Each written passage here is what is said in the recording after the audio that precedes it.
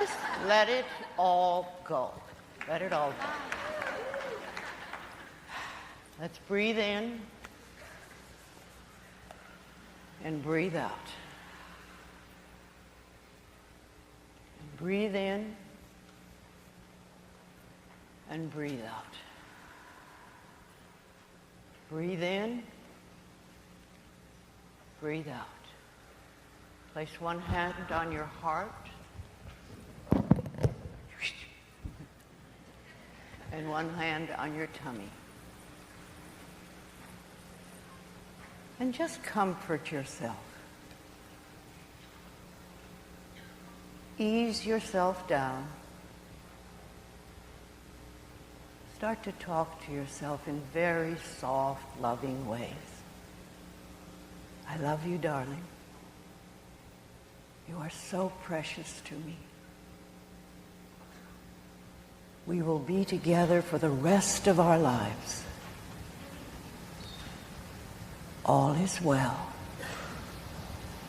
Everything's working out for our highest good. And out of this experience today, only the greatest good is coming. And we are safe. I love you, darling. I will take care of you forever.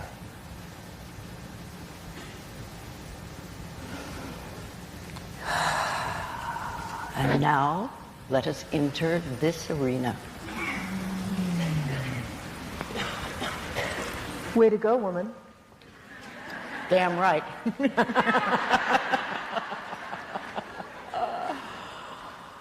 I could listen to your voice all day, I just want to say. Couldn't you just listen to that voice? Yes. Yes, yes. And how lucky was I to be able to listen to that voice almost every day for about a year when we were working on the book together. I learned a lot about the power of how you say affirmations in addition to what you say. Because if you notice, what I would notice over and over again with Louise is every time she would talk about what you say to yourself, or she would talk about mirror work, I would listen to this. She just sounded like such a loving mother to herself. And I thought, how many of us could really use to hear that loving mother or that loving father voice in our head more often? I mean, for a lot of us, when you listen to the voice, I don't know about all of you, but when I listen to the voice in my head sometimes, I think, okay, I would not pick a friend like me to hang out with. You know, who is that talking? So we're here to talk about holding steady during times of change. And God knows these are times of change, wouldn't you say? Yeah. How many people feel like the pace of your life, the pace of your internal life is accelerated in some way or is accelerating? Yes. How many of you feel as though you're really being challenged to grow almost on a daily basis? Yeah. And how many of you are enjoying that process? Yes. Only at a Hay House event would most of the audience raise their hands for that one. Which is such an important point, because, you know, it's when we open to and embrace change that it actually feels easier. It's when we resist it that we cause ourselves a lot of undue stress. Let's just ask, how many people are here for the first time at a Hay House event? Oh, all right. You're in for a treat. Wow. So I'm assuming everybody else has been to Hay House events before, and you know some of what we do. Yes. Okay, great. Yeah, yeah. We make you feel good.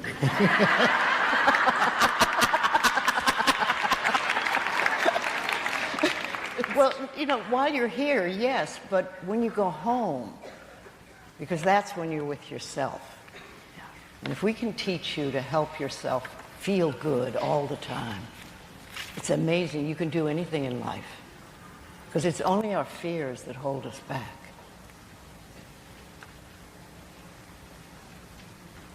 When Louise and I were working on our book together, which was such an extraordinary opportunity for me, when Reed Tracy, the president of Hay House, asked me if I'd be interested in writing a book with Louise, I had to do my best to remain professional when everything inside of me was like, what are you, an idiot? Of course I would do a book with Louise. Of course, I didn't know anything about this. And she didn't. That was one of my first questions. I said, well, have you asked Louise? And he said no. He said, I figured I'd ask you first because I'd like you to write it, and if you said okay, then I would talk to her about it. And so I said, absolutely. It would be an honor for me to work on a book with Louise. And then I waited with bated breath, wondering if she was going to say yes. I thought, oh, what fun. Look at those legs. Is that not like, oh, what fun? When I hit my 80th birthday, I decided it was going to be the best fucking decade of my life.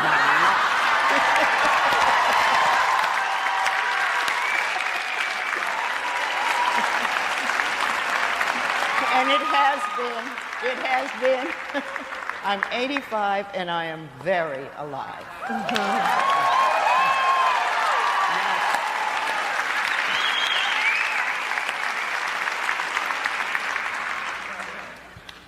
Right now there are people in the audience looking at one another going, did she really just say what I think she said? But it sort of slipped out. It wasn't planned. Well, that's what's great about being 85. You just don't give a shit, right? What can you do? I know. What can It's you one do of the to me? advantages. I know. Make me leave the stage. Go to your room right now, young lady. No. That's where you go, I love you, Louise. I really, really love you. No. So when we were working on the book together, one of the things I wanted to do is I wanted to talk to Louise about her life from a spiritual perspective. I wanted to look at her life through the lens of a spiritual journey.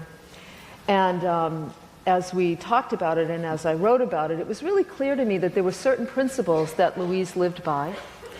And some of them were very similar to the principles that I lived by. Some of them were principles I needed to incorporate more into my own life.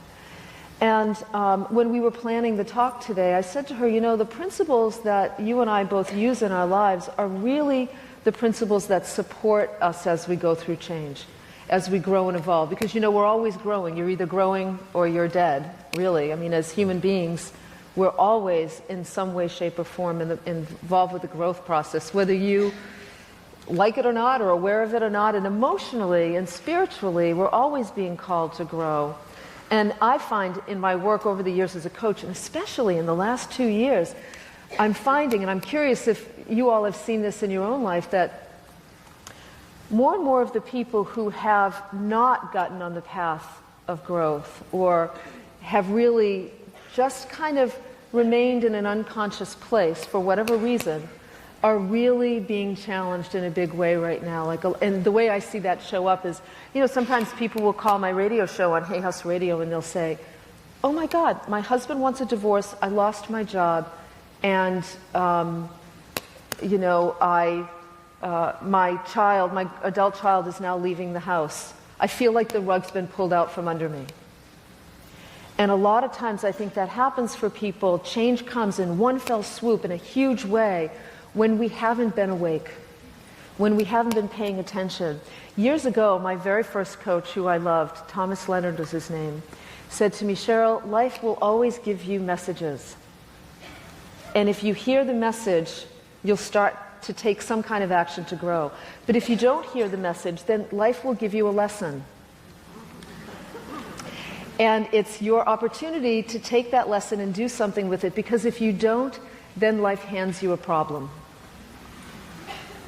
And you better solve that problem, because if not, then you get a full-blown crisis. Life hands you a crisis. So he said to me, I would recommend that you stay awake and pay attention in your life, because if you do, you'll hear the messages early on, and you can avoid the problems and the crises. And you know what? He's right. And he has been right. And my number one commitment is to embrace change and remain on the path of being conscious and growing and evolving, making that my number one priority. And that's really what you've done You know, when we looked at your whole life, you have such a thirst for learning anyways. It's clearly a high value. Yes. The week that I leave the planet, I will be enrolled in some new class. I know that. Something more to learn. And she does the coolest things. Remember the art class you were taking in Balboa Park? Yes. Last summer? Yes. Tell them how old the classmates were. 7. And 8. So I fit right in. So she said to me, I'm taking this art class at Balboa Park. I said, great. Really? Like, what kind of art class? She goes, it's a kids' art class. There's 7 and 8-year-olds, and I figure, you know, I'll have a lot to learn. Now, here's the unbelievable thing. You see this painting over here on the right? That's done by Louise Hay.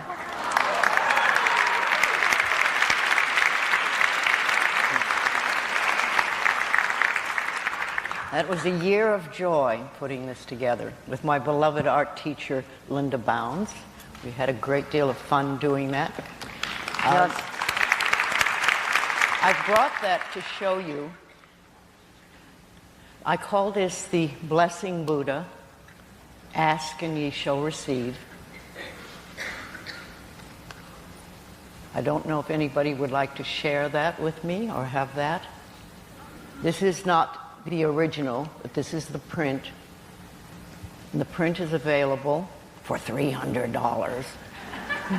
But there's also a very small 8x10 downstairs on the book table. It is like $35. So that painting didn't come from the art class with the kids? No. Okay. No, It with took the a big little kids. longer. It's the big kids. The big kids. But I call that the Blessing Buddha. Just ask love and ye that. shall receive. It just gives and gives. You know, the Buddha never stops giving. It's a part of me.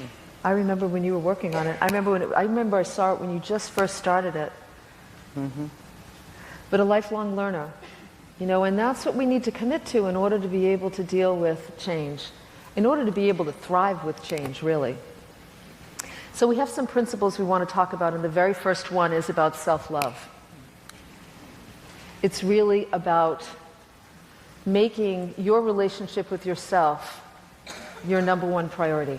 A loving relationship with yourself, your number one priority.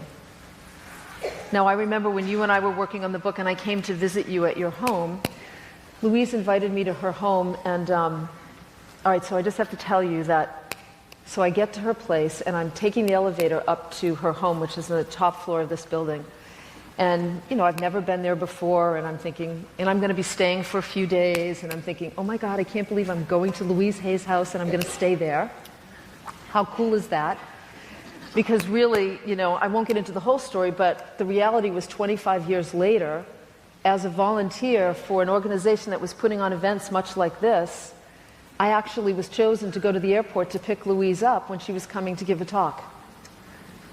So 25 years ago, I had read her first book. It had put me on the path, and here I was driving to the airport to pick her up. And literally, in the lobby of her building, 25 years later, as I'm going up in the elevator, I'm thinking, this is what they call a full circle moment, people. Right? And so I get up in the elevator, and the elevator doors open to this beautiful, like, soft chanting music. And there's a statue of the Buddha. And I mean, I felt like I literally entered a completely different world. And I walked in, I'm looking around like, I'm expecting there's going to be monks in the ceiling chanting or something. And I knocked on the door, and Louise answered, this big, bright smile. And I went in and we spent time together. And I remember the next day, Louise said to me, come, I'll take you to my office, which is on the second floor of her home. So we came up to the second floor, and she's got this beautiful desk that sort of goes like this. And there was a lamp, like an accordion lamp. And attached to the lamp was a round makeup mirror. Like you would have, I thought it was a makeup mirror. So I said to her in my complete innocence, wow, is this where you put your makeup on in the morning? You kidding? I know. And she looked at me like, and this is what she said, why would I put my makeup on at my desk? She said, that's for mirror work. And I said, really? She said, yes, it's so I can have lovely conversations with myself all day long while I'm working. I mean, isn't that surprising to some of you, right? How many of you would have thought it was a makeup mirror? Raise your hand. Okay. Thank you, people. I have Thank a real you very makeup much. mirror in the other room. I know. So we started then to talk about mirror work, the importance of speaking kindly to yourself. And I love, remember, you say, tell them some of the things you say to yourself during the day, like when you're on the phone having... Hi, cutie. You know, it doesn't matter so much what you say, it's how you say it. You can go, I love you. And that's not going to work. But you can say, you're really funky, you know, but say it in a loving way, and that will connect with you. Yes. It's the tone of voice, it's how you are saying things. And that's, see, one of the things, or many of the things that we want to bring to your attention is to increase your awareness.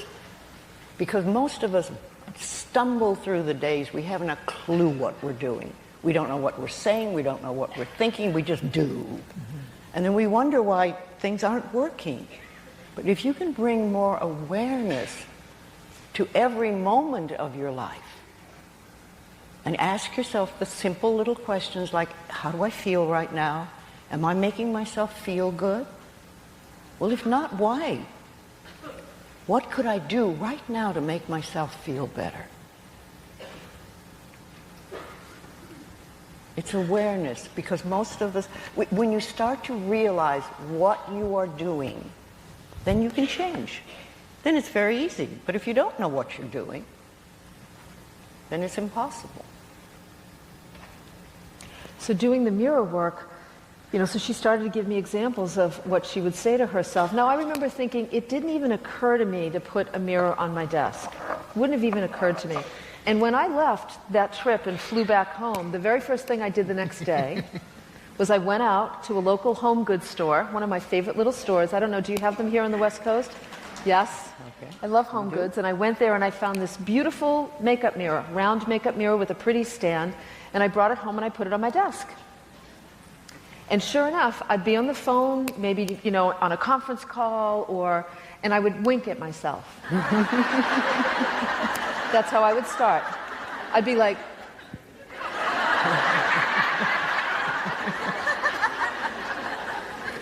And then there were a couple of times where I went, while I'm listening to someone talk, I'm like...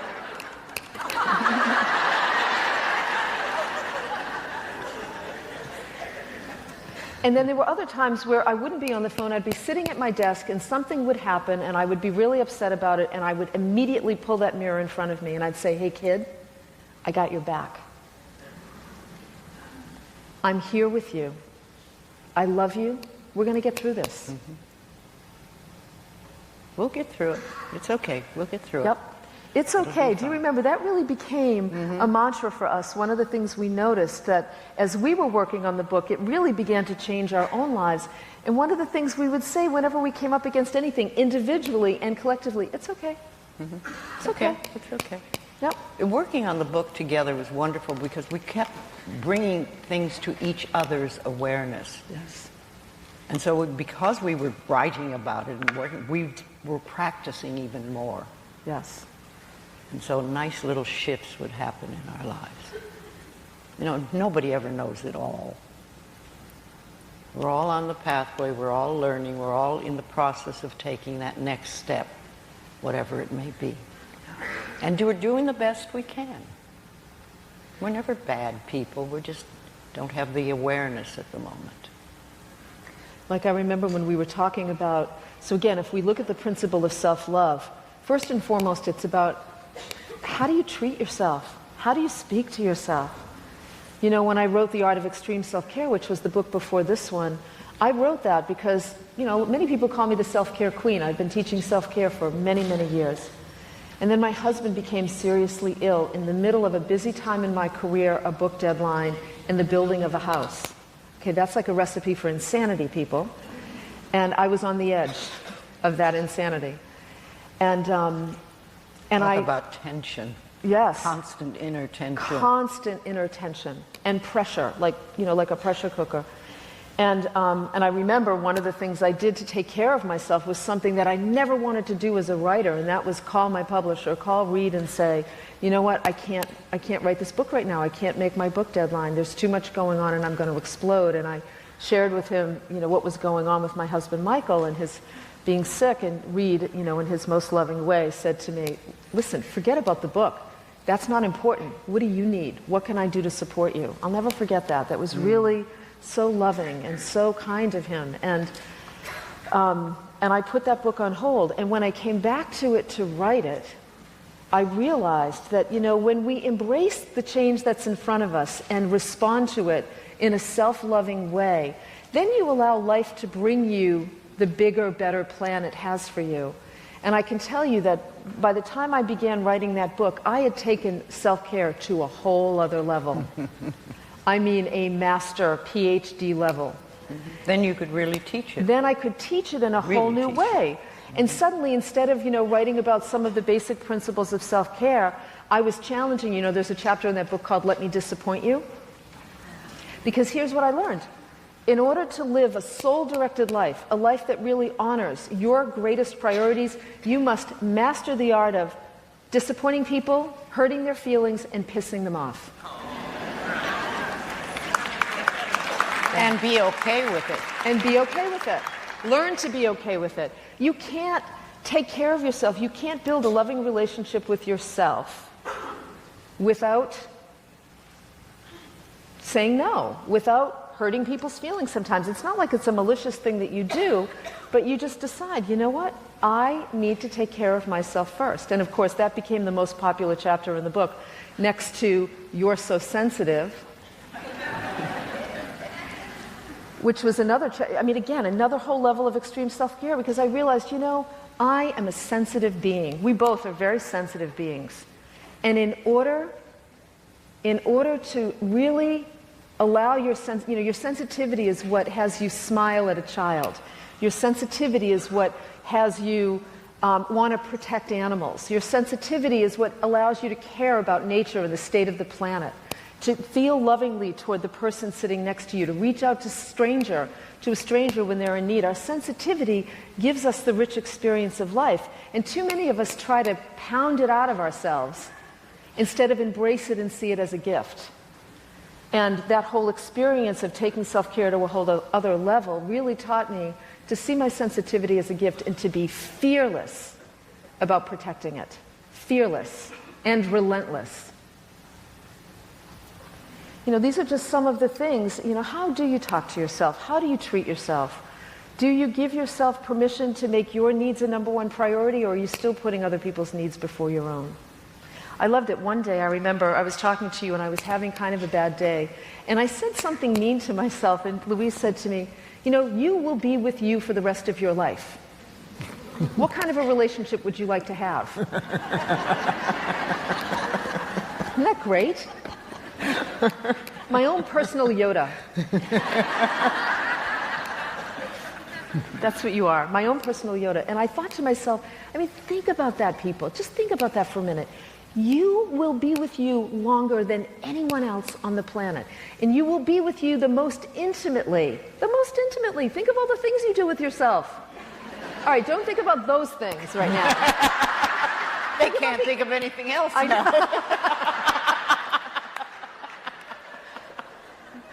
All right, go ahead and think about it. It's fine. It's all self-care, people.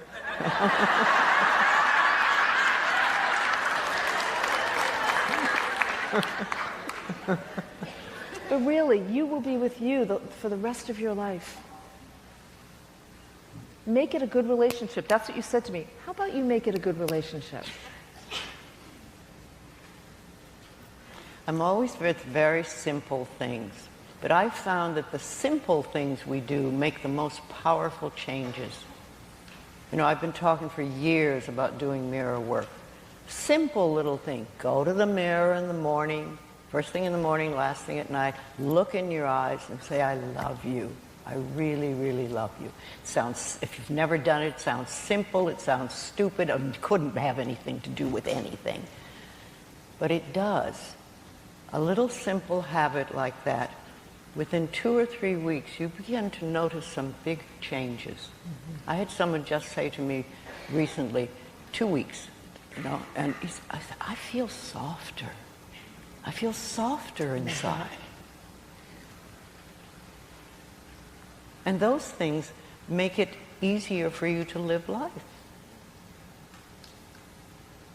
So the little changes are very important, especially if you do them lovingly. It's the second principle, simplicity. When life gets challenging, when we're going through periods of change, it's so easy to get caught up in the drama. It's so easy to get caught up in the complexity of a situation, going through a divorce. It's so easy to focus on all the horrible things that are going on around that, or dealing with financial stress, maybe losing your home. It's easy to just get overwhelmed by the complexity of that.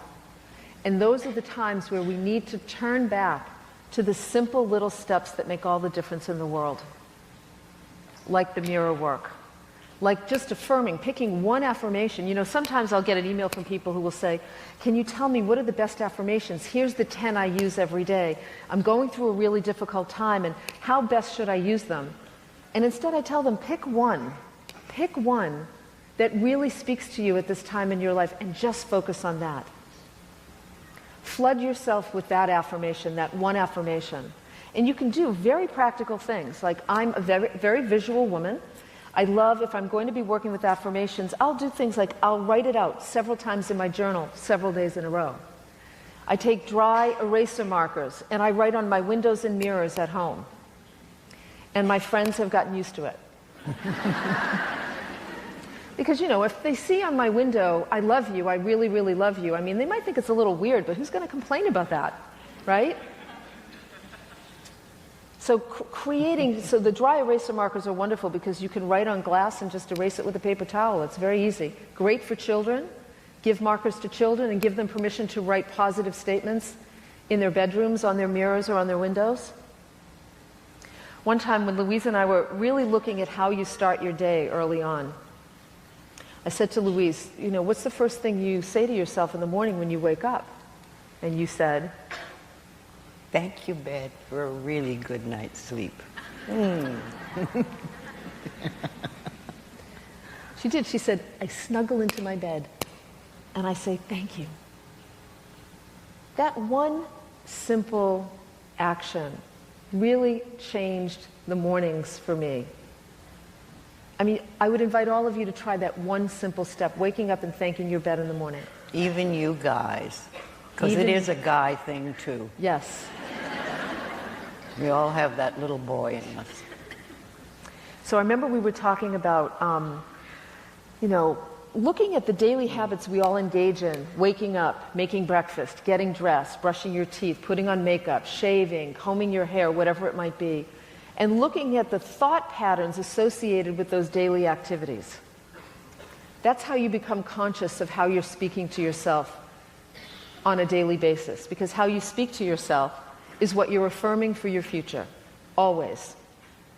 And so I started to become aware, and one morning I was in the shower, and as I was taking a shower, I found myself thinking about a couple of invitations that I needed to decline, and I knew the people were going to be upset about it. I started thinking about a problem that we had in the office that I needed to figure out a way to handle. I started ruminating about a conversation I had had with somebody that was upsetting to me, and I thought to myself, wait a minute, I wonder if this is why I'm not a morning shower person. Really, stay with me for this. This is interesting. I had always been, my husband's the kind of person, he gets up, the first thing he wants to do is take a shower. How many people are like that? Yeah. Me, I never wanted to take a shower first. I used to say that the hot water just made me sleepy and I wanted to go back to bed. But as I started to become aware of the thought patterns attached to the daily habits, what I discovered was I had created this pattern in the shower of ruminating about what was wrong in my life completely. Has anybody else ever noticed that they do that? Okay, great. So here's what you do. So the minute I noticed the pattern, I just became aware. I didn't judge it. That first day I went, wow, look what you're doing.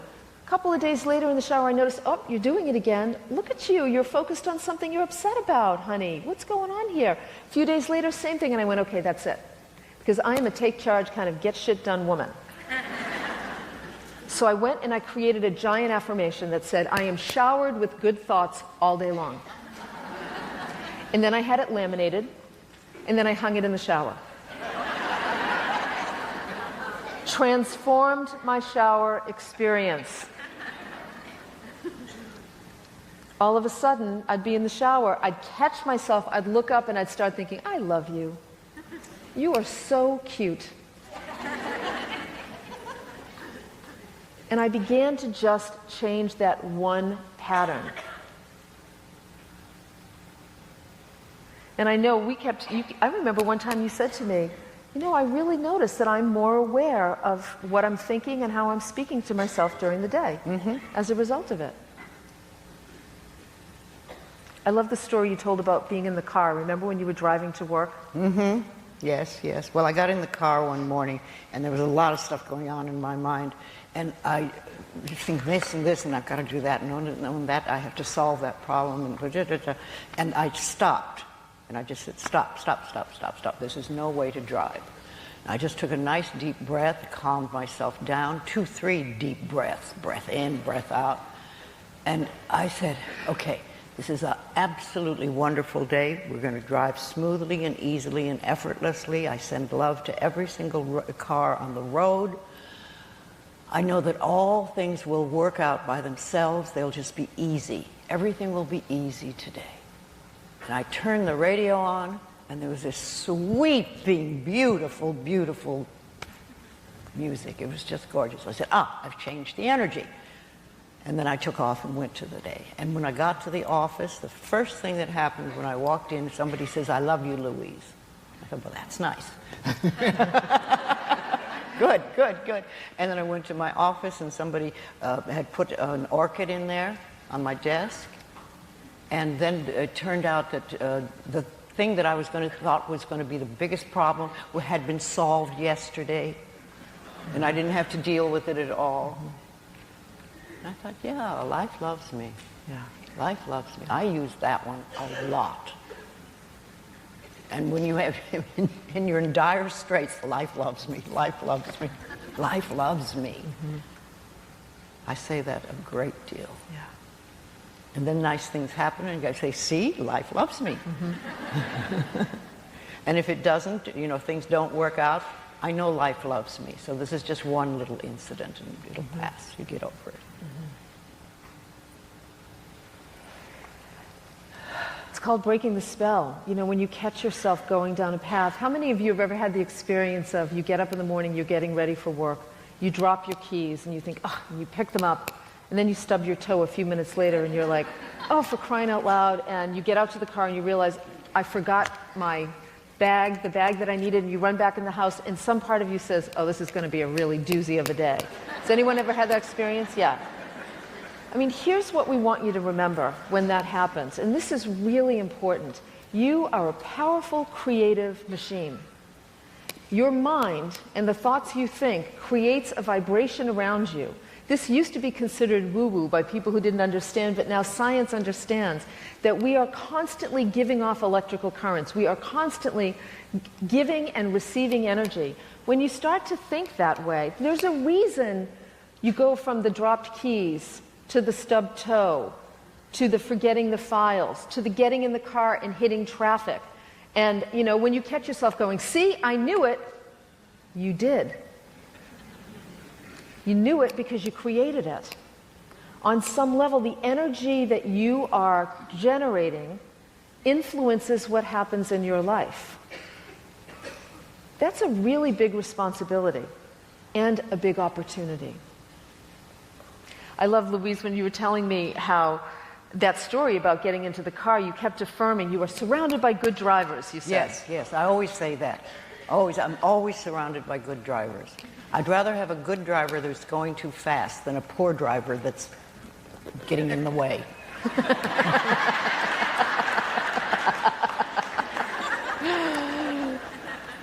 That's very cute. Yes. It's true. I mean, just noticing the energy that you put out into the world influences what happens. So the other day, right, I can tell you all this because you know you're from the United States. When I was in London last week, they didn't totally get this until I explained what the Registry of Motor Vehicles is. How many people love the Registry of Motor Vehicles? Yeah, 2 people. So my birthday was last November, and my license expired, and I didn't realize it. You know, when it happened, it had been 5 years, my license had expired, and someone had said to me, you can just go online and renew it. And I thought, yeah, but I really should get a new photo done, and, you know, it's been 5 years, might as well do that. So I kept putting it off because I thought, oh God, I don't want to go to the Registry of Motor Vehicles, you've got to be kidding me. So I forgot all about it. And 2 weeks ago, my husband and I, now my husband every now and then would say to me, honey, you really need to renew your license. I mean, you travel all the time. I'm like, yeah, but I have my passport. No, you're driving. You need to renew your license. I know, I keep forgetting. So 2 weeks ago, you see, I didn't listen to the message, people. And when the hubby starts reminding you, I didn't get the lesson. So 2 weeks ago, we're coming back from a lovely dinner together, and I'm driving. And all of a sudden, there are blue lights behind me. And I think, what was I doing? I wasn't speeding. That's weird. And I pull over. And suddenly, as the cop is walking to the car, I think, shit. To myself. Because now I have both the cop and my husband on either side of me. And he will never let her forget Oh it. my God, I am so screwed. That's what I was thinking. So, I mean, I can even feel it in my body when I say it again. You see, that's how powerful your thoughts are. So the police officer comes up and he says to me, license and registration. Michael hands me a registration and I hand him my license and the police officer says, ma'am, did you know your license was expired? And I swear to God, I heard Michael go. And I shot him a look. See, he's wrong now. Yeah, right. Oh, we are so wonderful. So I said to him, I know, I'm really sorry, I keep forgetting. So he was lovely, this police officer was lovely. He said to me, listen, ma'am, I would just really recommend that tomorrow you go to the Registry of Motor Vehicles and get your license renewed. I'm not going to give you a ticket, That's because you're so pretty. I would like to think it was my savviness and my positive energy. But my husband said the same thing. She goes nuts when her husband and I agree. Oh, don't even get me started with that, okay? Do not get me started with that. That's a story that I will tell at some point this morning. Miss Make Everything Better in 2 seconds after it's taken me years and it didn't work. Remind me, I'll tell you that story later on. So anyway, I go home. Michael, God bless him, because he's a better man than I am a woman. Oh my God, and that's like a whole other story. But so, Michael said to me, I'm not going to say anything. I said, thank you. We get home. The next morning I get up. Here's the point of the story. I get up to go to the Registry of Motor Vehicles, and this is what I'm thinking. This is going to suck. It's going to take me forever. It should take 5 minutes, damn it, and it's going to take me all day. The people at the Registry of Motor Vehicles are overworked and underpaid and miserable, and they're going to hate me. Wow, where did she get this I know. stuff? She had to dig deep for that. Because you got all this good stuff on the top. I know, right? So I guess when I got to the point that I was convinced I was going to fail the eye exam, I was really digging deep, right? I'm thinking all these thoughts in my head. I get in my car. As I pull out of the driveway, this is what I say to myself, out loud. Cheryl, you wrote a book called You Can Create an Exceptional Life with Louise Hay. Duh. I mean, look at what you're creating for yourself, right? So I completely started to turn it around. Same thing in the car. I started saying, you know what, Cheryl? This is going to be a great experience. The lines are going to move quickly. People are going to treat you lovingly, and you're going to smile at everyone you see. You're going to have a fantastic experience. You're going to be met by somebody who works at the registry, who's really fun to talk to, and everything will go exactly the way it needs to go. So I started to feel better. I drive to the registry, I pull in, I park my car, I'm in a good mood, and I've decided to just surrender the rest. So I walk in, and there's about 30 people in line, and I take my number and I get in line, and this very adorable elderly couple comes up, this little old man comes up to me, and I focused on how cute he is. I wanted to pinch his little cheeks, he was so cute. And he's standing next to me, and then we all sit down, and I'm waiting, and I'm thinking, it is what it is, but I'm just smiling at people the whole time. Within 5 minutes, they call my number. What I discover is the license renewal line is a separate line, and most of these people were waiting for registration issues. I go up to the license renewal, and there's this, I'm not happy, jolly woman sitting behind the desk who says to me, "Hi, how can I help you?" And I'm like,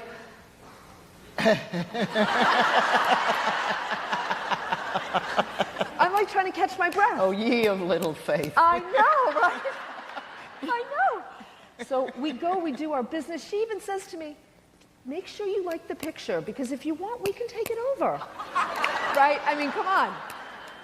So we get it all done, and I'm like, "Thank you so much." And she's like, "Thank you." And I turn to walk away, and then I remember, I have the self-care cards and the grace cards and the affirmation cards, which I love. I always keep stacks of them with me. So I had a stack of self-care cards in my pocketbook, because I leave them everywhere. I put them in thank you cards and birthday cards. I give them to the bank tellers. I leave them in restaurants with tips. I feel like I'm spreading self-care and grace and love around. So I reach into my bag and I pull out this bunch of loose self-care cards, and I say to her, "Life has a message for you." And I fan the cards out in front of her and I say, "Pick a card." She looks at me like a kid on Christmas morning. She goes, "Really? Really?" And I said, "Yes." And she goes, "Okay." And she reaches in and she picks the passion card that says "Resurrect a Childhood Dream." And she says to me, "Oh, thank you so much. I really appreciate it." And she goes to hand it back, and I said, "Oh, no. That's your message. You get to keep the card." And she goes, "Really? Really?" And I give her the card, and I walk away smiling. She walks away smiling, and I think, I have just transformed my experience with the Registry of Motor Vehicles. Right? That wasn't so hard. No. But this is the point. Think about it. How many of us have negative associations with going to the doctors, with going to the dentist, with going to work, with coming home? I don't know. You never know. Whatever your thing is that you don't like. That's right. Your thinking keeps those negative experiences in place, locked in place. And changing how you approach them, simple steps, makes all the difference in the world. You can be going through hell right now, and if you change how you think about it, at the very least your experience will feel better. That's a guarantee. That's not like touchy-feely, woo-woo kind of stuff, people. That's a guarantee. You can program things that are about to happen, and when you don't even know what they are. If I have an interview, I always say, "Oh, this is going to be the most fun interview. We are going to laugh and laugh and laugh, and it's going to be easy and effortless, and every question that's asked is easily answered. We're both going to have a good time." That is how I approach an interview. I didn't always do that, but I do now. And 99% of the time, it'll be almost everything that I've said. Yeah.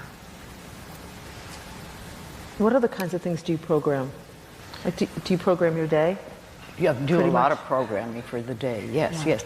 I start out by knowing it's a wonderful day, and I'll have adventures I've never had before, and it's everything will be smooth and easy and effortless. I say that a lot.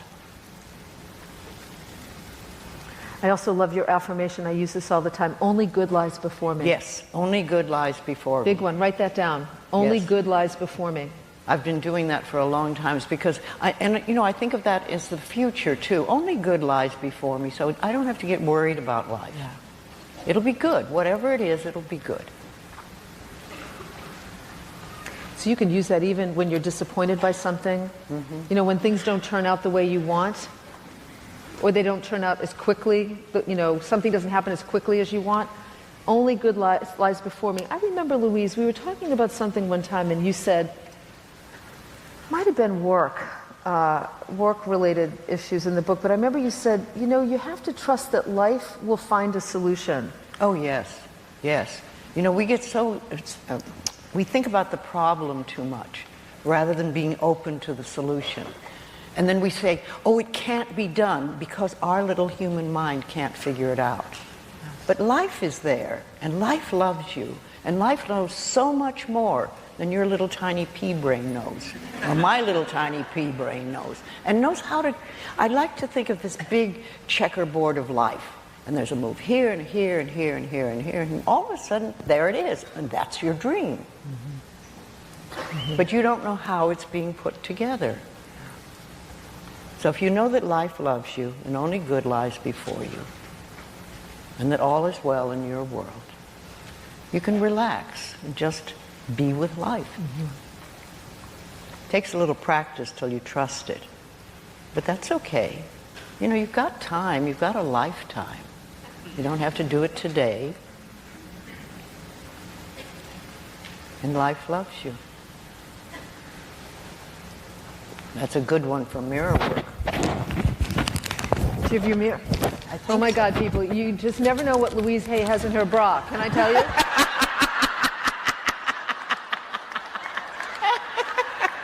Where's my little mirror here? Oops. Oh, there we are. Life loves you, darling. Life loves you.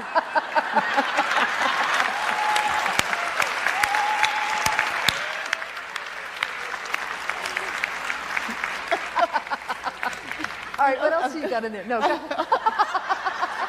Well, what do you want? I know, but wait a minute. All right, so let me just tell you this funny story. So Louise and I are in London last fall, and we were teaching this 2-day workshop together called Trust Life. So, no, well, wait a minute. So I bring up something about mirror work, and she reaches into her bra, and she pulls out a mirror, and I'm like, the hell is that? I'm prepared at all times. So she says to me, I wish I could recreate it for you. So she says to me, oh, I keep a mirror with me. And I'm like, really? Because I'm thinking, okay, now I got to try and get a mirror in here now because I put one on my desk. So I said to her, this is great. So we laugh about it. And I say to her, what the hell else do you have in there? And she reaches in and she pulls out her hotel room key. And she said, I keep my hotel room key. And I'm like, really? And she reaches, I swear this is true, people. She reaches in and she pulls out a little mini bottle of soy sauce. I go, what the hell? I'm like, what? Soy sauce? And then the next thing she said to me was, do you have an umbrella in there? And I didn't, but I found one the next day. And the next umbrella. No, so yeah. Because I couldn't find the umbrella this morning. I haven't told you this, though, but when we were in Las Vegas, there was a woman in the audience who was seeing me do this, and she immediately called her friend who owns a bra company, and it's called Her Secret Bra, hersecretbra.com. And she makes a bra that has a pocket in it, so you can put things. Well, you probably thought All you of a died sudden, and went in to the heaven. mail, I get 3 bras with pockets.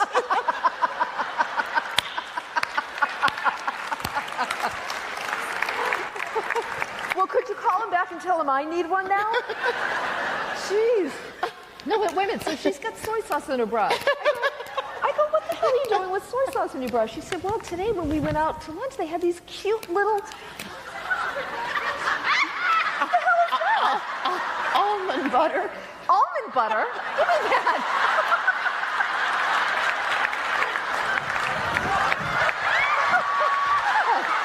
A prune.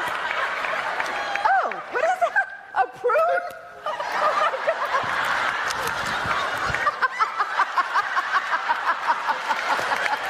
How about a cup of tea?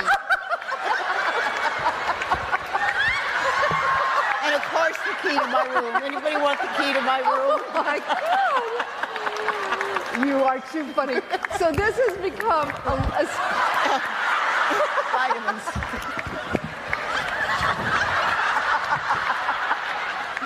mint.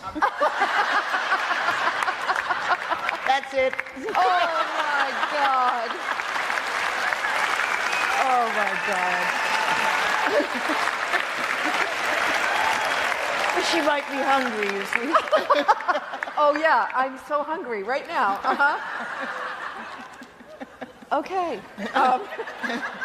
I had a line Mama that I'm Lou going will take care of everybody. Big Mama takes care of Big everybody. Mama, yeah. Oh my God. So she had the soy sauce in her bra because Got she a fell good in. throat spray here too. Was that in your bra? No. Okay. All right. It's a little Good. big. First of all, I had no idea that almond butter came in little packages like this, and I'm really excited about yes, that. it comes from Boulder. This is great. You're wonderful. If your And blood it's- sugar is going down, I always keep that, and I keep hummus in my car, in my handbag, because you never know when the blood sugar goes down and you need some food. And you know, I don't want candy at What's all. great about this, ladies, is for those of you who are a little underendowed, it adds a little padding. Carry your lunch. Some of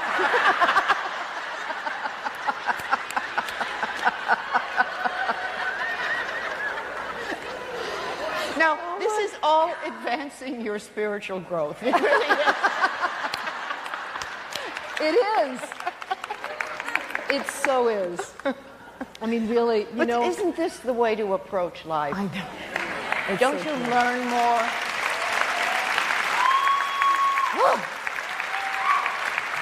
Took me 85 years to get this.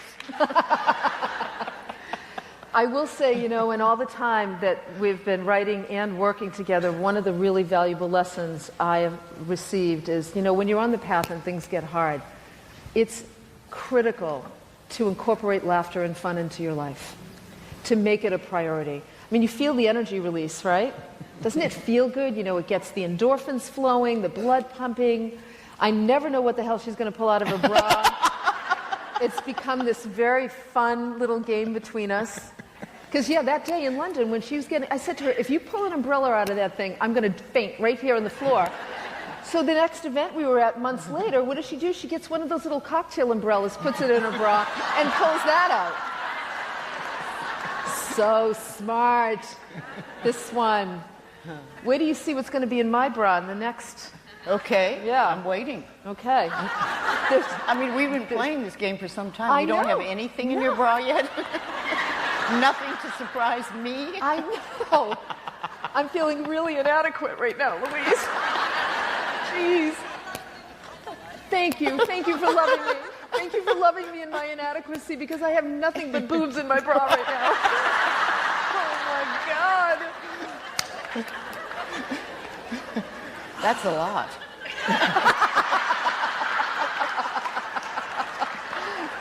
Thank you very much, Louise. Oh my God, don't get me started, people, because like I will start a whole Saturday Night Live skit here for the rest of the talk. I will. And you are like the most fantastic sidekick that we will just keep going and going, girl. No, we must teach deep truths. Oh yes, that's right. Deep truths. Okay, so let's get back to the deep truth. Okay. Let me tell you the story about Louise visiting my house and having dinner with my husband. Okay. So look, I'm going to be totally honest with all of you and tell you I've been with my husband for 18 years. And I am, thank you, yes. And I am absolutely the kind of loving, attentive, don't laugh. Let me get it all out first. Loving, attentive, patient wife who has tried like hell to change him and fix him and get him on the affirmation path and all of that stuff.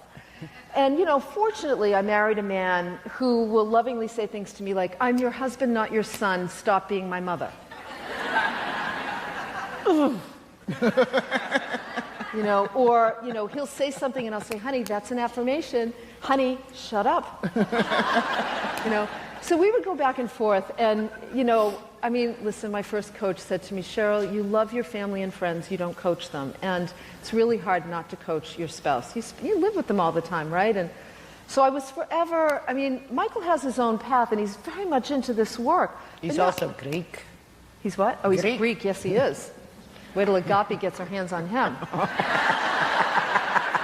Agape, if you're here, I may never let you meet my husband because he may never come home. Those hips, girl, let me tell you. I know, I'm sorry you had to be here yesterday to understand. But anyway, so Louise comes to visit, and we're going to be doing an event in Boston, and she's going to be staying at my house. Now, we're working on the book together. And one of the things I knew I really wanted to do with this book was to provide a roadmap for people who are brand new to this path, in addition to people who have been on it, which is an interesting feat, and I have to say I feel like it worked out beautifully. It really deepens the work that you're already doing, but it's a very non-threatening way of introducing the fact that how you think every day is influencing your life, and you can change it for the better. So as I was, every now and then I'd be talking to Michael, and I would say to him, I would think, I want somebody to be able to give this as a gift to somebody, without keeping their mouth shut. Because every time Michael would say to me, stop trying to get me to do it your way, I have my own way. So I'm like, yeah, I know. And of course, I'm the optimist in the family, he's the pessimist, right? Opposites always seem to come together. We have a lot to learn from each other. So Michael and I had been going back and forth. So Louise comes to dinner one night, and now I have to be really on my best behavior because I don't want her to hear me saying anything to... I'm being honest. I don't want her to hear me saying anything to Michael about, And I slipped up a few times where I'd be like, Michael, that's an affirmation. And Michael would be like, Cheryl, mind your own business. So we're having... True love. Yes, it's true. So Louise and Michael are sitting at the dining room table having dessert together while I'm in the kitchen doing something. And I don't know what Michael said, and I don't know what Louise said. I know it was a minute, maybe 2 minutes at the most, but my husband was changed forever as a result. Because later that evening when we went to bed, we got into bed together, and I said something like, oh God, I'm so tired. He said, that's an affirmation.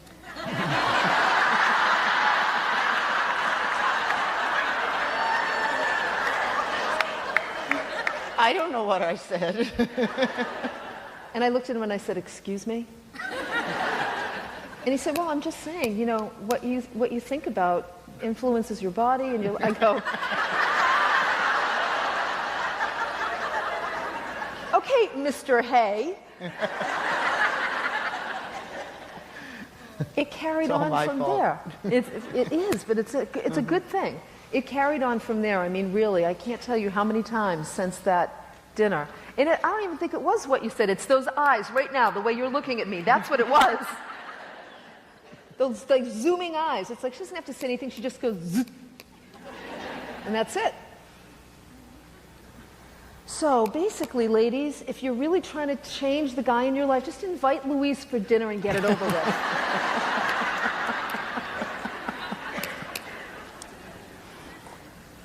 All right, here's the thing. You can't change other people. You can invite them on the path. You can give them a gift. You can give them a gift of the book and say, here, happy Mother's Day. Happy Father's Day. Not such a bad thing for the moms and dads of the world, by the way. Especially, as we get older, if you don't have good habits in place, you end up really suffering.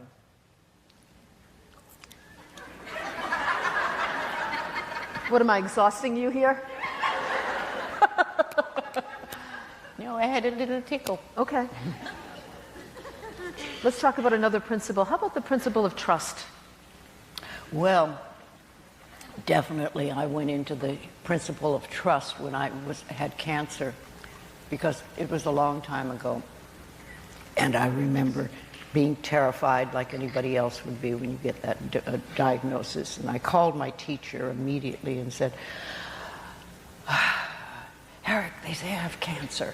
And he said, who said that? And I said, the doctors. And he said, Louise, you could not have done all this work you've done on yourself to die of cancer. Now let's take a positive approach.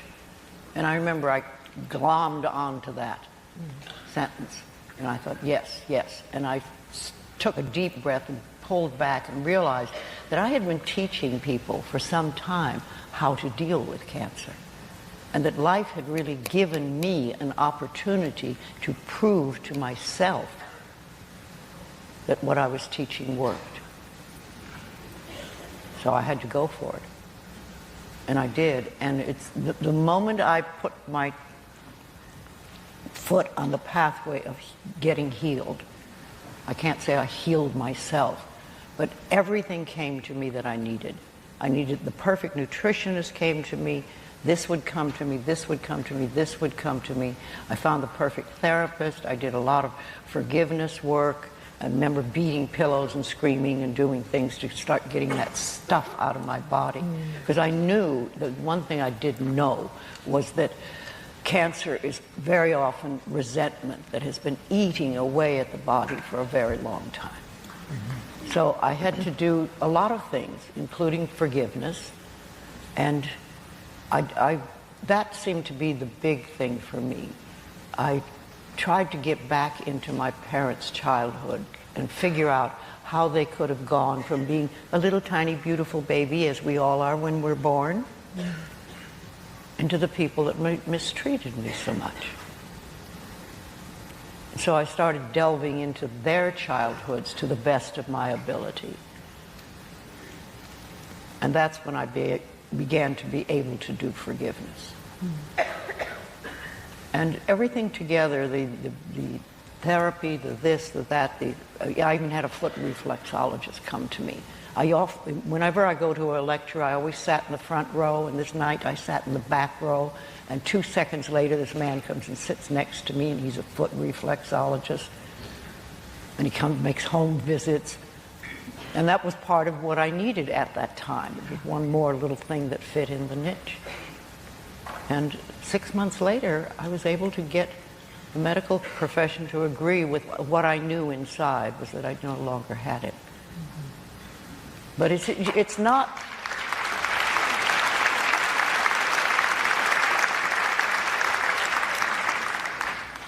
But it's not, that you do just one thing, that you just do affirmations, or you just drink green juice, or you do... It's a combination of all these things.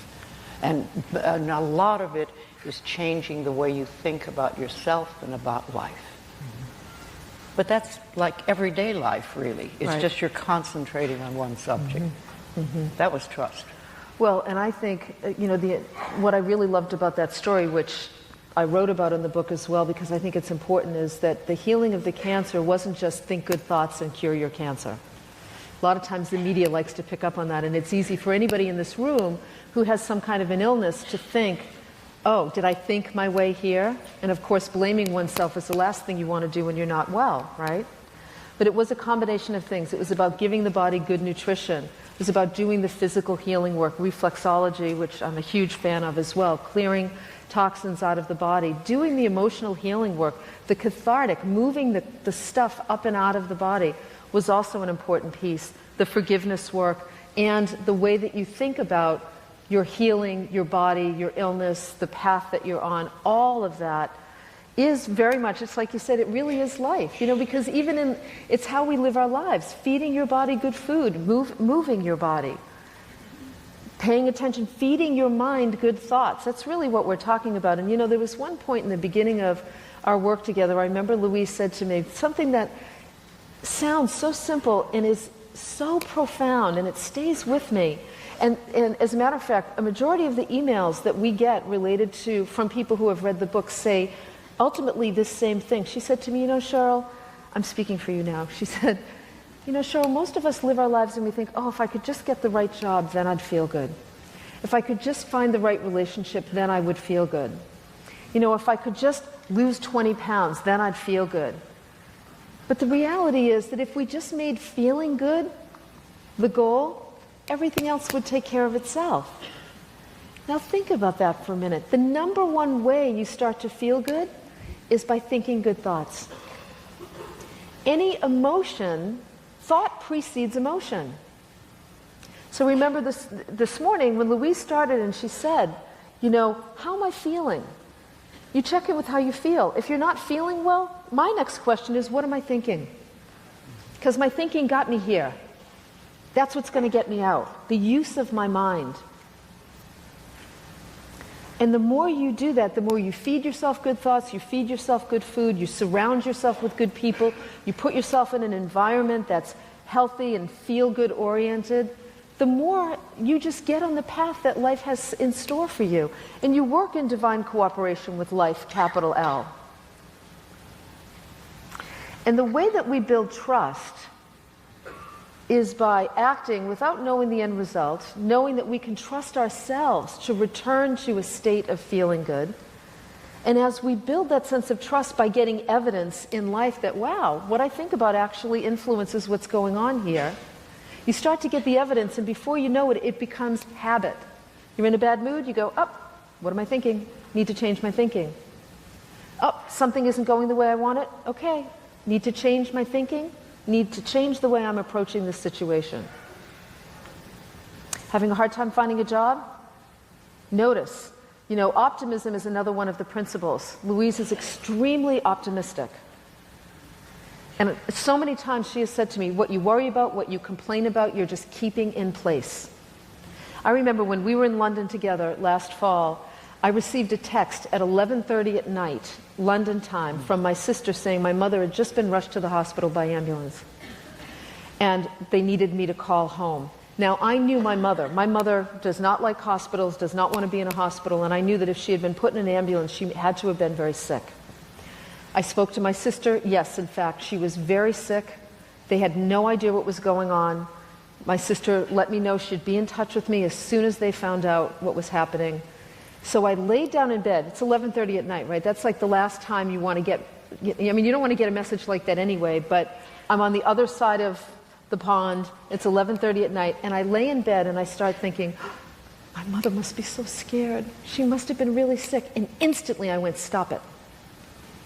That's not going to serve your mother. Worry doesn't work.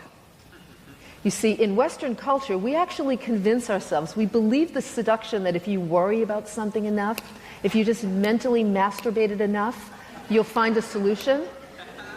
But you don't. You just keep the problem in place. So I laid down, and this is what I started to do. My mother is happy, healthy, and strong. Every hand that touches her is a healing hand. She feels at peace. She's comfortable. My family is rallied around her. They're sending her love. They all feel at peace. They all feel comfortable. The doctors know exactly what's going on. The resolution is quick and easy and painless. My mother's home in no time, feeling even better than before she got sick. And I kept repeating it over and over and over again. I kept affirming it. I kept seeing her healthy and strong. I kept seeing smiling faces around her. And sure enough, within an hour, I received a call saying they've discovered what the problem is. They're giving her antibiotics, and she's going to be heading home in just about an hour. Now, did my experience create that reality? I honestly don't know, but I know it influenced it, and I know it made me feel better. And I know that thinking in that way is the greatest gift I could have given to my mother. And you all know it too, right? So optimism, pay attention to what you complain about. I loved, do you remember what you say about complaining? You said to me something about, the minute you start complaining to other people, you've already been complaining to yourself. Yes. We go over and over and over it. The problem, whatever it is, then we finally get it out. But it's been going on forever. Yeah. And the more we complain about things, the more things we have to complain about. There's some people that just live in a world of complaints. Yes. Life goes from one complaint to another, and they just manifest more things to complain about. Right. Everything is working out. It's all being solved. The solution is here, being taken care of. Life is taking care of it. Easy, effortless. Life loves me. Life loves me. So optimism, maintaining as best you can a positive attitude. Now, this does not mean that you deny how you feel. Because to me, feelings are the most powerful communication tool we have. But it does mean you don't dwell there. You don't live in that place. You notice how you feel, and you allow your feelings to inform you, to let you know what needs to be healed here, what needs to be addressed, what need needs to be met. As a matter of fact, I would recommend, I used to always have my clients put signs on their desk at work, drama-free zone. That means no complaining, no worrying, and no gossiping. Sometimes I'd have them put gossip-free zone, depending on what was going on. And you know what? You don't have to say pretty much anything to anybody. When they see drama-free zone, they know exactly what you're talking about. My corporate motto, my company, for years I've lived by this motto. Work smart, have fun, no drama. Every decision I make in my company is based against that motto, that rule. Am I working smart? Am I having fun? Is this situation going to create drama? If it is, I want nothing to do with it. Nothing at all.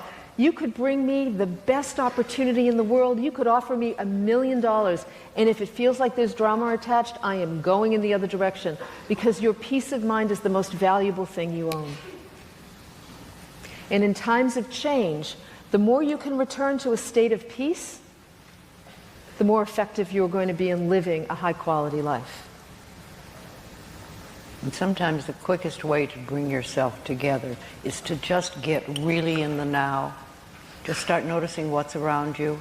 Notice everything. Notice that you're breathing. If I can stop myself and just be here right now and nowhere else, I shift everything. Mm-hmm. And I find often that, especially if I'm outside, I see something that I haven't seen before. Even though I may walk the same pathway or drive the same way, once the moment I start looking around, there's something there and I say, oh, I never saw that before. Never saw that before.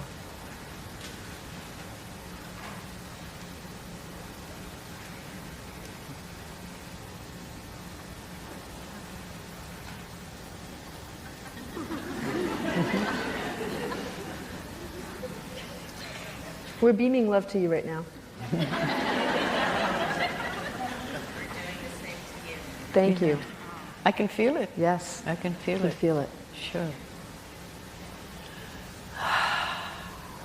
Silence and quiet is another important principle during times of change. Being willing to sit in the zone of in-between when you don't know what's going to happen.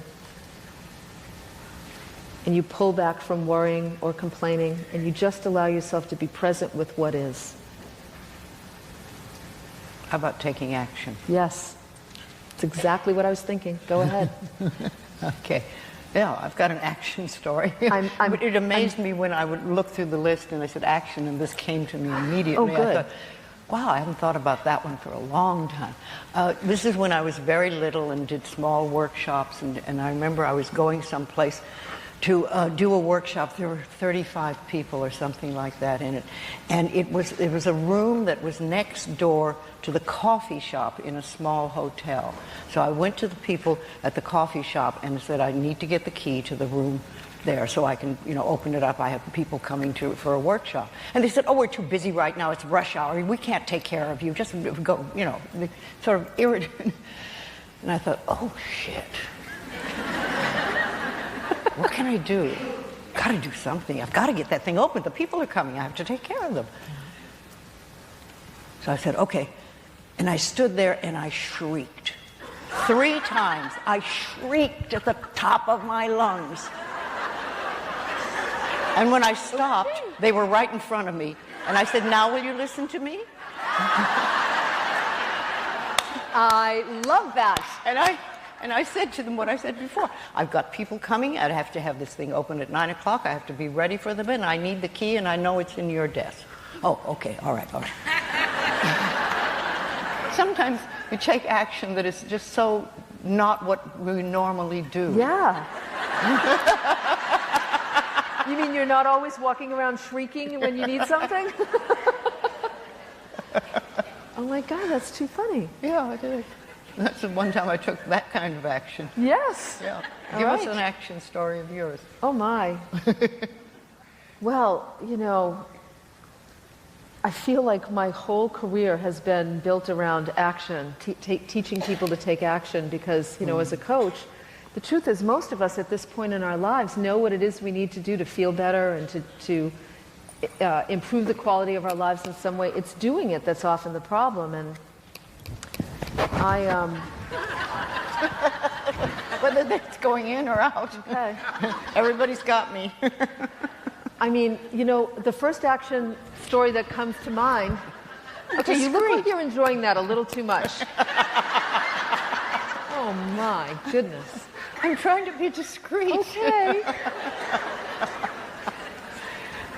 Discreet is not a word I necessarily associate with you, Lulu. Come on now. Okay. All right.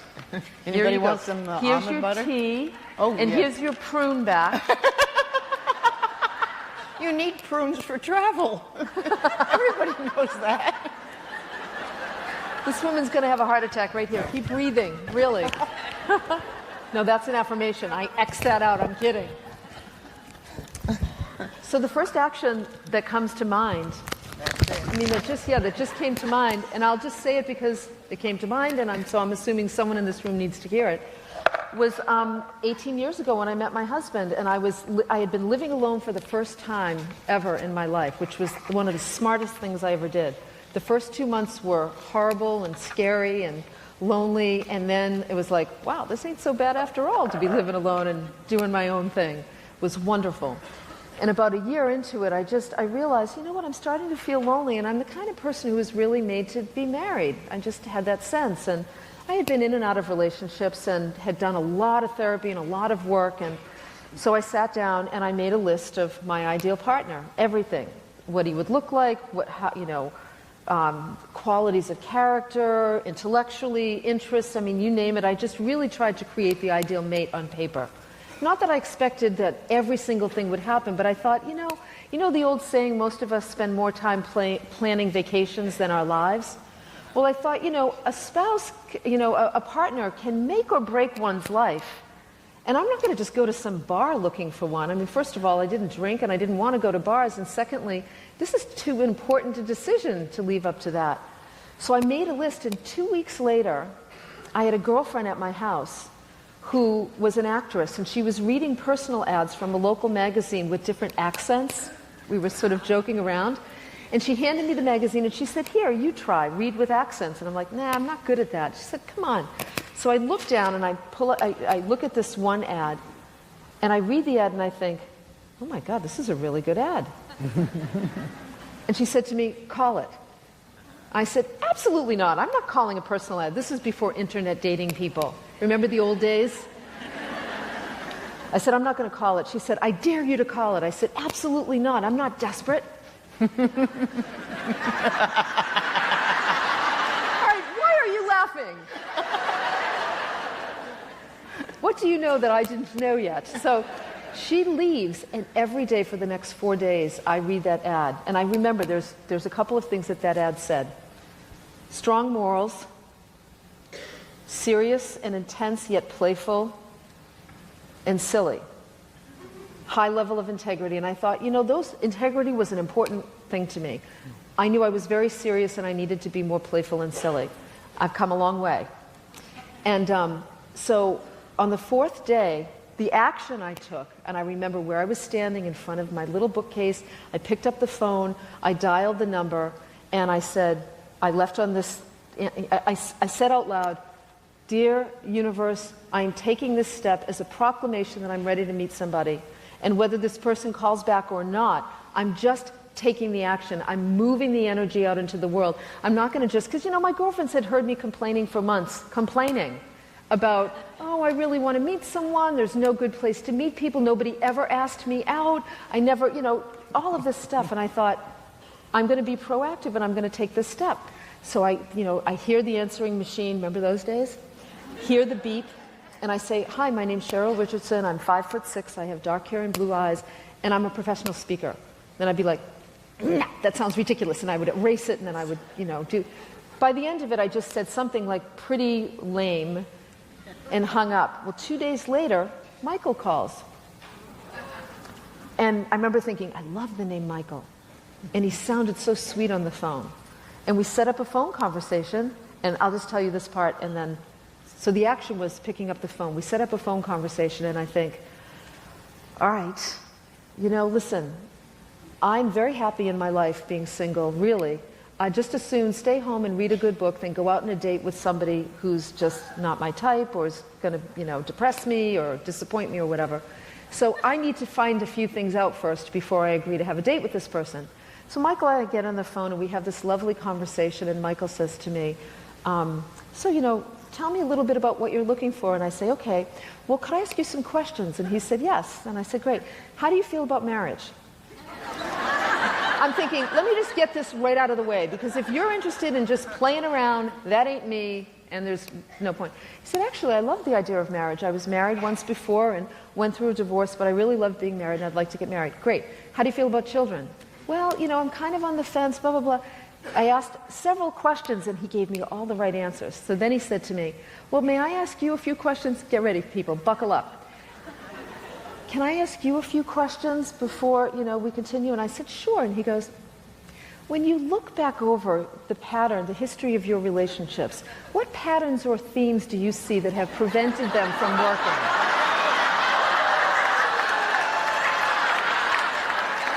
I'm telling you, I thought I died and went to heaven. And that was just the beginning. He starts asking me these series of questions. And at the end, he said to me, I really like you. I'd love to meet you for dinner. And I thought, I would love to meet you for dinner. And I went, that action, I showed up for dinner. And I am, I might be on stage, but I'm pretty shy. And I remember feeling so nervous going to meet him, sitting in the lounge of this restaurant like a 5-year-old, waiting for him to show up. And then I remember him walking through the door. And I remember thinking, please, God, let that be him. Please, because if I could have designed my ideal man, that is the man I chose. And he walked up to me and he had, I had sent him my photo. He had my photo in the inside pocket of his coat. And guys, listen up, because if you're single, use this line. And he walked over to me and he looked at me and he pulled out my photo and he said to me, oh, you're so much more beautiful than your photo. And I looked up at him like a 5-year-old and I went, thank you. And that was the beginning. I mean, that night, that action, that declaration to the universe that I'm not going to just keep wishing and wanting and hoping and, I am going to actually do something. I'm going to make the list. I'm going to craft what I want. I'm going to hold that in mind. And then I'm going to actually take physical action in the world, set off a partnership that I know if it hadn't been in place, I wouldn't be here doing what I do today. Because that's what we do for one another. We love and support one another. And in the best possible way, when we take a hold of our own lives, we attract to us people who do the same thing, and we become beautiful shepherds for one another through this journey called life.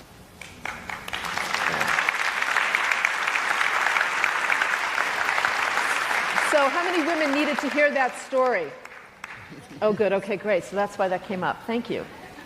Cheryl and I had great fun writing this book together, and it's just full of interesting bits, lots of little steps that you can take from the first thing you wake up in the morning until you leave the planet. Mm-hmm. Not only about morning to night, but morning to... Yes. And just different ways of looking at life. I like to say, make a cup of tea and sit down and join Cheryl and I in the conversation. Yes. Because that's what it is, really. We're just talking about life and love.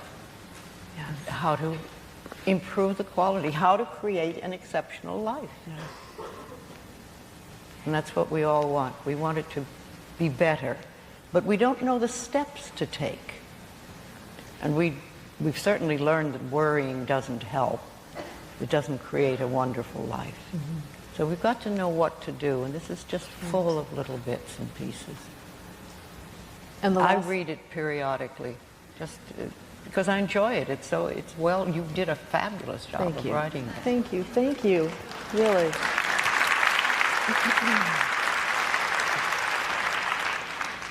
Thank you. And Louise is right. The last chapter of the book is called The End of the Movie, where we had a very touching and poignant conversation about dying and a conscious way to approach the end of your life. It's my favorite chapter in the book, I have to say.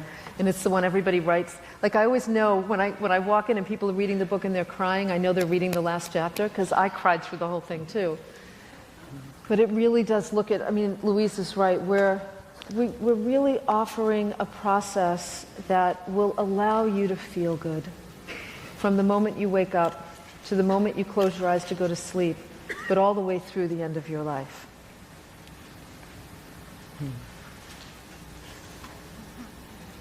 With lots of really juicy affirmations.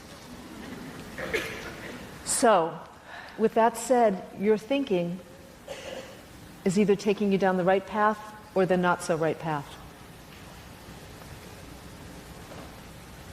Your thinking's either making you feel good or making you feel not so good. Thank you for coming and sharing this time with us. Yes. We've enjoyed it enormously. Yeah.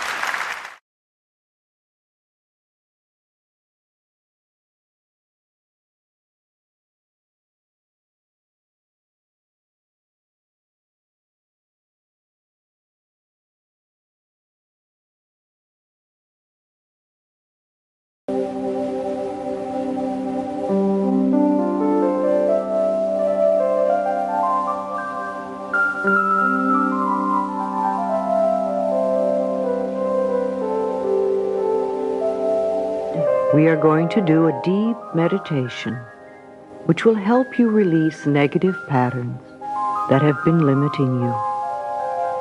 And we will reprogram new concepts and new ideas into your subconscious mind. It is freedom time. So let yourself get very, very comfortable. Be aware that the past is over and done and cannot be changed. This is the only moment that exists. Let the past go and turn your attention to this new moment. In order to reprogram the subconscious mind, we need to relax the body, to get the tension out of the way, to get the emotions out of the way, and to get to a state of openness and receptivity. You are always in charge, and you are always safe. Feel that you are very safe with yourself, and that you are open and receptive to that which is for your highest good and for your greatest joy. Now let's relax the mind. Just let it go limp, like a piece of silk, and let all the thoughts slide off of you. Take a deep breath and just release your resistance. Let your scalp and your forehead relax. Let your eyes relax. Let all the muscles around your eyes relax. And let your eyes sink deep into your head.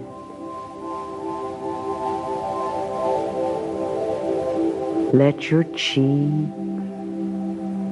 and your lips relax.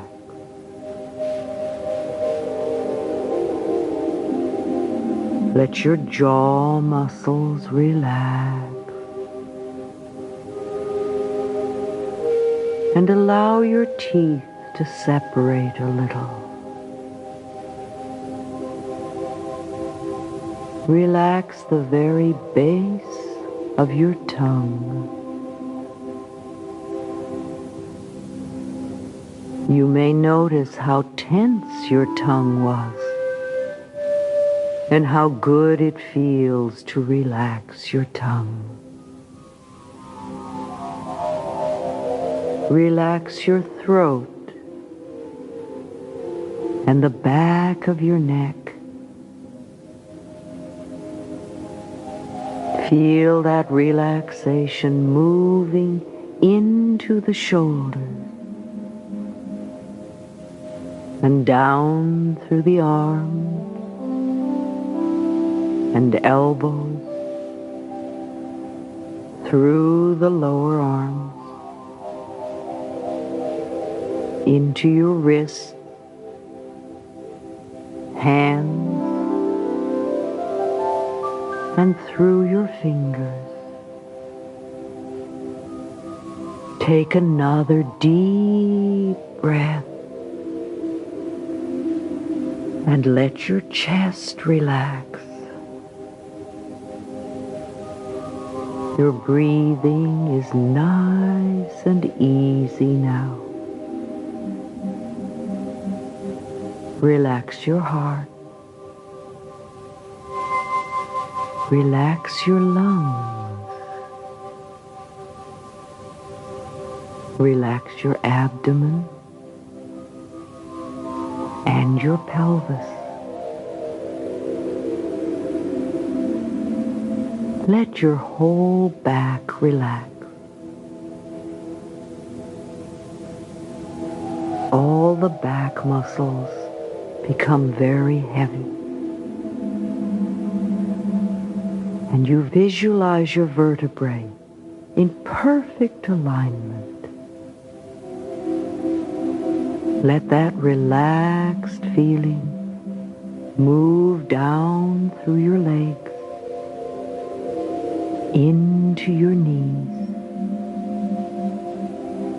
through your lower legs, ankles, and feet. Now let your skin relax. And then go even deeper and feel that all the internal organs are relaxed and peaceful. Go even deeper and let all your emotions relax and feel at peace. Be aware that you are pure consciousness. You are one with all of life. You are not lonely or abandoned, but one with the very power that created you. The one intelligence that created this entire planet is the same intelligence that you think with. The power that created you has given you the power to create for yourself your own environment and experiences. No one has any power over you, for you are the only thinker in your mind. You are the power and authority in your own life. Yes, we honor and acknowledge that when you were a child, there were some difficult times. There were times when you were lonely, when you felt unwanted and unloved. Perhaps you were rejected, or abandoned, or even abused. Sometimes there were terrible times. And we say, yes, that was true. But the past has no power over you now. The point of power is in the present moment. Each moment is a new beginning, and this moment is a new beginning for you right here and right now. So we take the past, all of it, up to this very moment, and wrap it in divine love. And we release it and let it go. We affirm that you are now free. You are not your father. You are not your mother. You are not any of your relatives. You are not the teachers at school. Nor are you the limitations of your early religious upbringing. You are yourself, a divine, magnificent expression of life. Since time began on this planet, There has never been another person like you, and there never will be.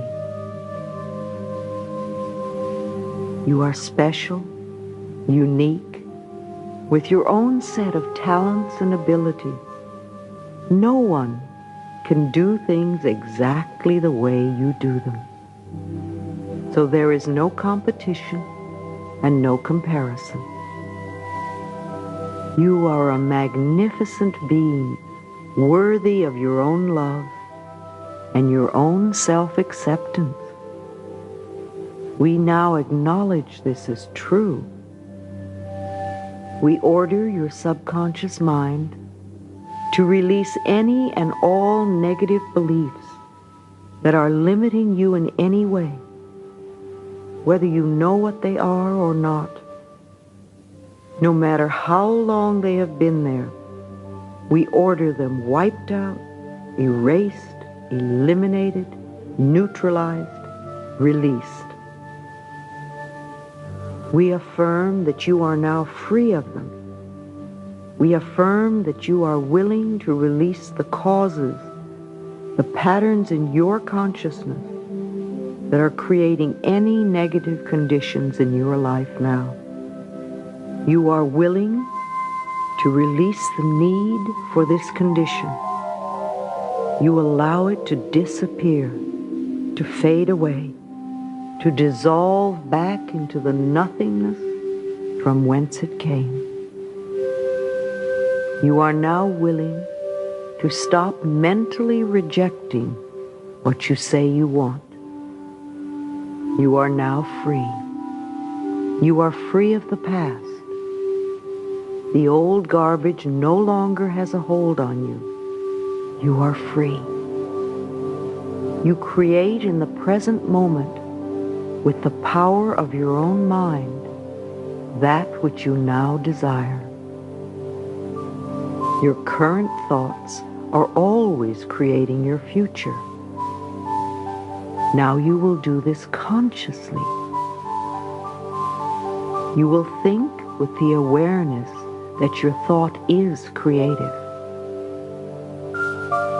So we now replace those negative patterns with a new positive affirmation and acknowledgement of your own magnificence and capabilities to be and do whatever you desire. We now affirm a new sense of love and acceptance of your own self. Feel that your heart is opening and know that there is room in there for you. There is so much love in your heart that you could heal the entire planet. But just for now, let us use this love to heal you. Allow this love to change the way you think about yourself and begin to talk about yourself in a new and loving way. I am totally adequate at all times, and I approve of myself. I am totally adequate, and I approve of myself. This may not feel like the truth for you right now, but repeat it over and over and over and over again, and it will become the truth for you. I am totally adequate at all times, and I approve of myself.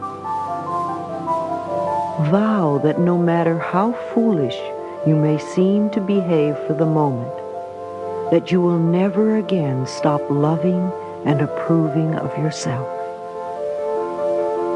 You are in process of becoming your own best friend, the person you are most joyous to be with. Now this love you have for yourself begins to radiate out from you in all directions, above you, beneath you, and on either side of you, in front of you, in back of you, so that wherever you go and whoever you meet, you will find your own love is waiting for you. This love you radiate out returns to you multiplied and multiplied and multiplied. And you rejoice that this is so. In this space of feeling good about yourself, you now become aware that you have unique talents and abilities, and that it is your birthright to express yourself in ways that are fulfilling to you. We affirm that there are people looking for exactly what you have to offer, and you are being brought together on the checkerboard of life.